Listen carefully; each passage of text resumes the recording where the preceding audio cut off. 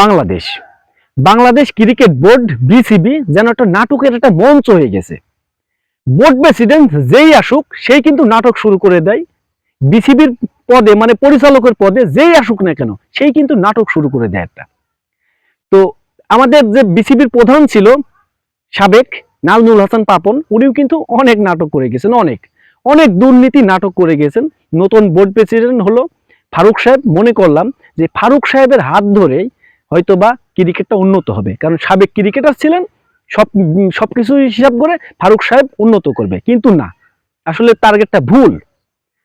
তো এই যে আমাদের সাকিব আল হাসানকে নিয়ে যে নাটকটা শুরু হয়েছে, বোর্ড প্রেসিডেন্টের মুখে শুনলে মনে হয় যে সব রাষ্ট্র করবে, সব সাকিব আল হাসানকে দেশে নিয়ে আনবে, সাকিব আল হাসানকে জাতীয় দলে খেলাবে, কোন রাষ্ট্রের সাথে সব রাষ্ট্র করবে। কিন্তু রাষ্ট্র থেকে ঘোষণা দেওয়া হয় ক্রীড়া উপদেষ্টা, উনি কিন্তু সবই মানে বোর্ডের উপর চাপিয়ে দেয়, যে বোর্ড যেটা করবে সেটাই হবে। এখন এই যে নাটকটা না করে একবারে সাকিব আল হাসানকে বলে দিতে হবে যে তুমি আমাদের আসলে ভাবনায় নাই।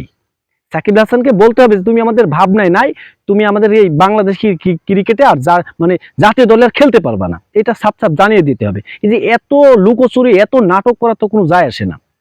কারণ যদি হ্যাঁ দুইজনের কথা যদি মিলতো সরকার পক্ষের থেকে, মানে সরকার পক্ষের থেকে বা হচ্ছে বোর্ড প্রেসিডেন্টের পক্ষ থেকে একই রকম কথা, তাহলে কিন্তু জানা যেত এর ভিতরে কোনো রকম কোনো সমস্যা নেই। কিন্তু দুইজনের দুই রকম কথা, এটা একটা বিশাল একটা নাটক শুরু করেছে। কারণ এই যে সাকিব আল হাসান বিশ্বসেরা একজন অলরাউন্ডার, আমাদের বাংলাদেশের হয়ে অনেক কিছু করেছেন, এই মানুষটাকে নিয়ে এত নাটক করা আমার মনে হয় উচিত না। কারণ এই যে নাটকটা শুরু করেছে, এ প্রত্যেকটা ক্রিকেটের উপরে এটা ভর করবে, প্রত্যেকটা ক্রিকেটের উপরে। আর তো ভাই মাঠের ক্রিকেটের কথা তো বলবোই না।